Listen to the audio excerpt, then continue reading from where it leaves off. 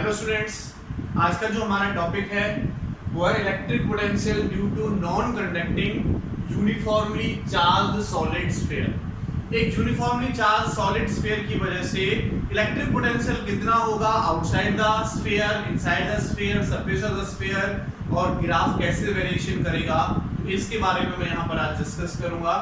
तो देखो, ये हमने लेट किया कि हमारे पास एक नॉन कंडक्टिंग स्फीयर है और इसकी रेडियस है r और यूनिफॉर्मली चार्ज है, ये पॉजिटिव चार्ज है, लेट कर लेते हैं प्लस का q चार्ज हमारा इसके पास।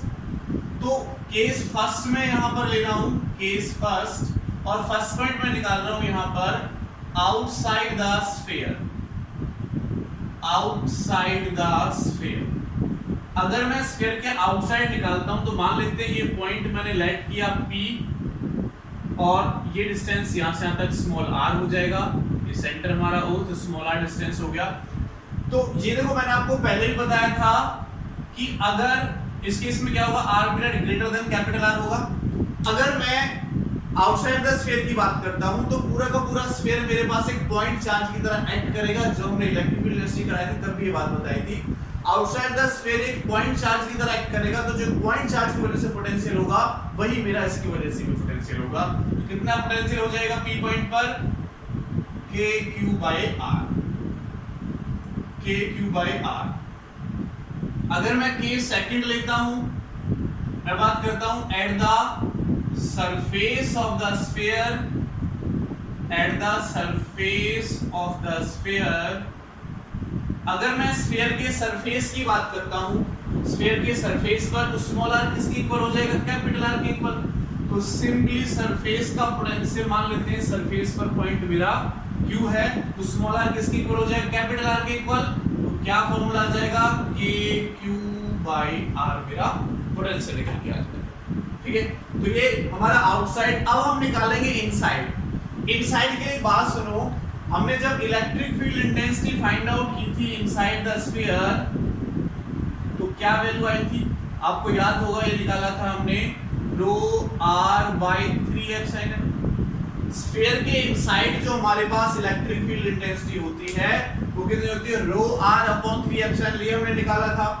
अगर मैं रो की वैल्यू इसके केस में निकालता हूं, इलेक्ट्रिक फील्ड अगर मैं इनसाइड निकालता हूं बच्चों, तो क्या होगा, रो की वैल्यू निकालो, Q/4/3πr3, और यहाँ कितना हो जाएगा, स्मॉल r/3ε, स्मॉल r/3ε। देखो 3 से 3 कटेगा, तो E inside electric field intensity कितनी हो जाएगी हमारी, QR, और देखो 4πε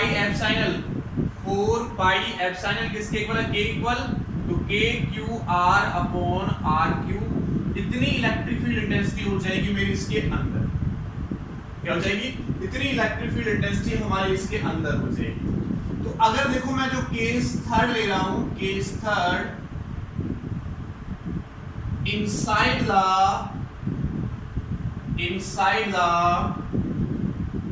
sphere, inside the sphere, जहां स्मॉल r मेरा कैपिटल R से छोटा होगा, स्मॉल r मेरा कैपिटल R से क्या होगा, छोटा होगा। ठीक है, अब यहां पर एक बात सुनो, अगर मान लेते हैं कि मैंने ये पॉइंट लाइट किया और ये मेरे पास यहां से यहां तक स्मॉल r है, और ये इस पॉइंट तक क्या हो जाएगा, कैपिटल R हो जाएगा, है ना। तो ये डिस्टेंस यहां से यहां तक जो डिस्टेंस है वो कितनी है, स्मॉल r, और ये कितनी है मेरे पास, कैपिटल R डिस्टेंस है। ये रिलेशन आपने सुना है कि E = -dV/dr।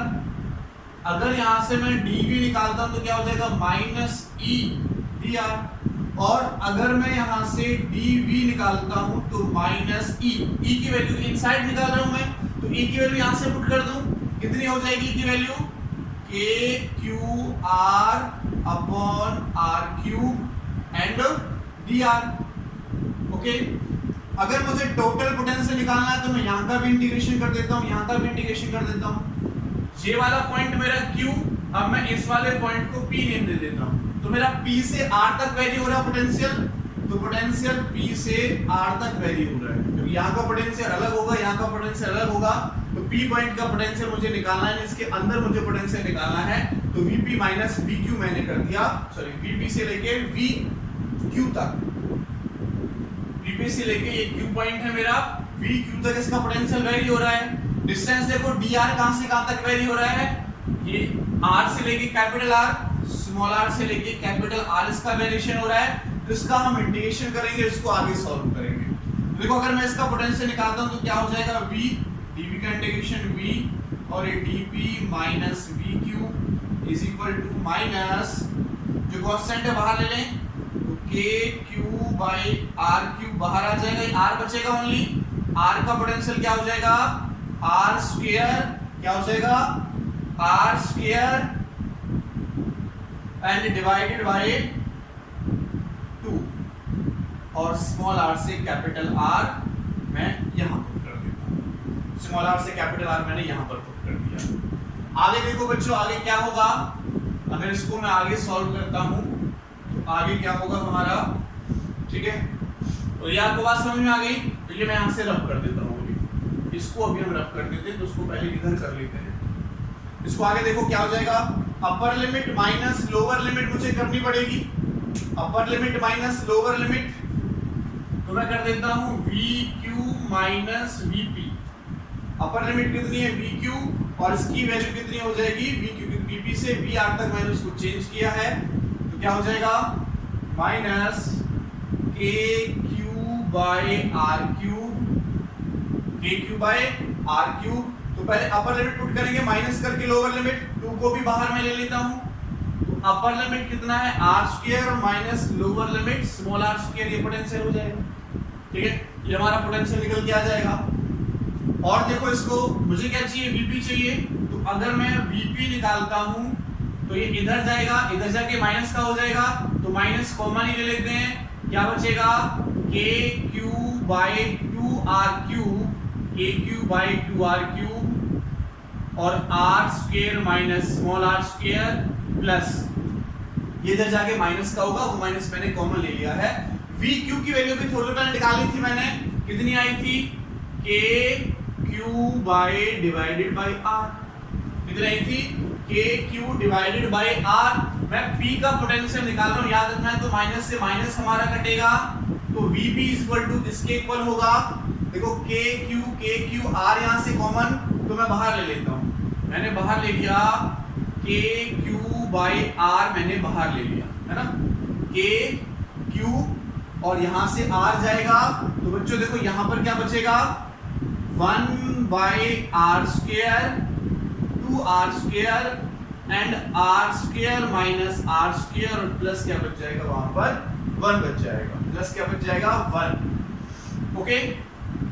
और इसको आगे सॉल्व कर लो, Vp इज इक्वल टू, ये अंदर जाएगा तो क्या होगा, इसको अंदर ले जाते हैं, इसके नीचे अलग, इसके नीचे अलग, तो क्या होगा देखो KQ डिवाइडेड बाय R है ना, KQ डिवाइडेड बाय R, और यहां से बचेगा, इसके नीचे अलग कर देता हूं, इसके नीचे अलग कर देता हूं, तो ये बच जाएगा 1/2, क्या बच जाएगा 1/2 और minus R square by 2R square, और यहां पर हो जाएगा मेरे पास प्लस का 1, इन दोनों की मैंने 2R स्क्वायर से अंदर मल्टीप्लाई की, तो 1/2 यहां पर 2R स्क्वायर के नीचे आ जाएगा, ये 1/2 और ये कितना है 1, तो टोटल पोटेंशियल मेरे पास जो Vp होगा वो कितना हो जाएगा बच्चों, KQ बाय R 1 + 1/2 3/2 minus R square upon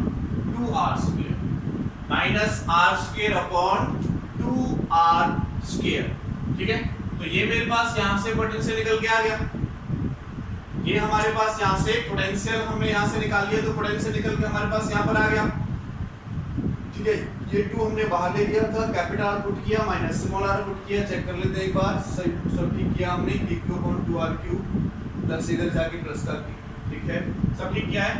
अब इसको आगे देखो बच्चों, ये P पॉइंट का पोटेंशियल मैंने निकाल लिया, और ये P पॉइंट का पोटेंशियल मेरा किस पे डिपेंड कर रहा है, माइनस R स्क्वायर पर डिपेंड कर रहा है, ये टोटल पोटेंशियल निकल के आया मेरा P पॉइंट का, ये आपको याद रखना है, P पॉइंट का टोटल पोटेंशियल ये निकल के आया और ये R पर डिपेंड कर रहा है, R के अकॉर्डिंग ये वेरी करेगा, R के अकॉर्डिंग क्या करेगा, ये वेरी करेगा हमारा। अगर मैं सेंटर की बात करता हूं, at the centre of sphere, तो स्फीयर के सेंटर पर R यानी स्मॉल r कितना हो जाएगा मेरा बच्चों, 0। तो ये टर्म 0, तो पूरी पूरी टर्म क्या हो जाएगी, 0 हो जाएगी। ओके, पूरी पूरी टर्म क्या हो जाएगी, 0। तो सेंटर यानी O पॉइंट का पोटेंशियल क्या हो जाएगा, 3/2 KQ/R। सेंटर का पोटेंशियल कितना हो गया, 3/2 KQ/R। ओके, तो ये इनसाइड द पोटेंशियल, सेंटर का पोटेंशियल ये हो गया, और इसके अंदर यहां से यहां तक जब वेरी करेगा पोटेंशियल तो मेरा R पर डिपेंड करेगा। देखो अगर R बढ़ेगा तो ये नेगेटिव वैल्यू बढ़ेगी, ये नेगेटिव वैल्यू बढ़ेगी तो मेरे पास एक टोटल पोटेंशियल क्या होगा, कम होगा। अगर मैं इलेक्ट्रिक फील्ड की बात कर रहा था तो इलेक्ट्रिक फील्ड का क्या था, रो R डिवाइडेड बाय 3 तो यहां पर जो मेरा इलेक्ट्रिक फील्ड इंटेंसिटी थी वो डायरेक्टली प्रोपोर्शनल थी R। अगर R मेरा इलेक्ट्रिक फील्ड प्रोपोर्शनल है, इसका मतलब R बढ़ेगा तो इलेक्ट्रिक फील्ड इंटेंसिटी बढ़ेगी।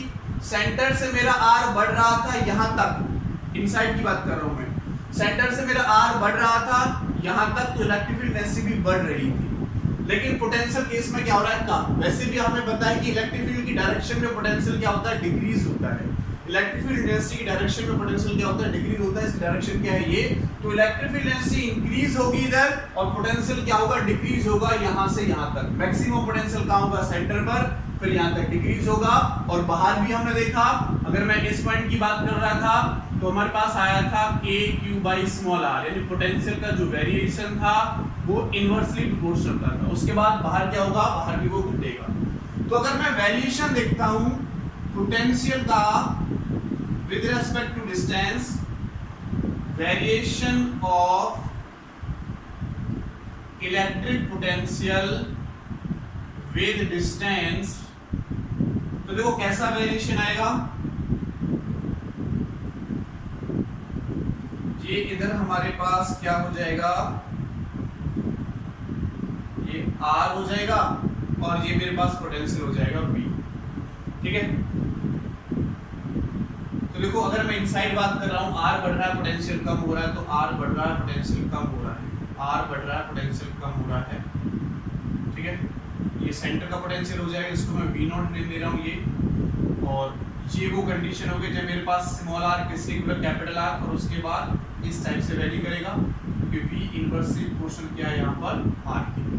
बाहर की बात कर रहा हूँ तो V इनवर्सली प्रोपोर्शनल R के है, मैक्सिमम पोटेंशियल सेंटर पर होगा। ये वाला कौन सा, सरफेस वाला पॉइंट, तो यहाँ पोटेंशियल कितना था, KQ/R पोटेंशियल था। ये हमारे पास वेरिएशन आ जाएगा इसका।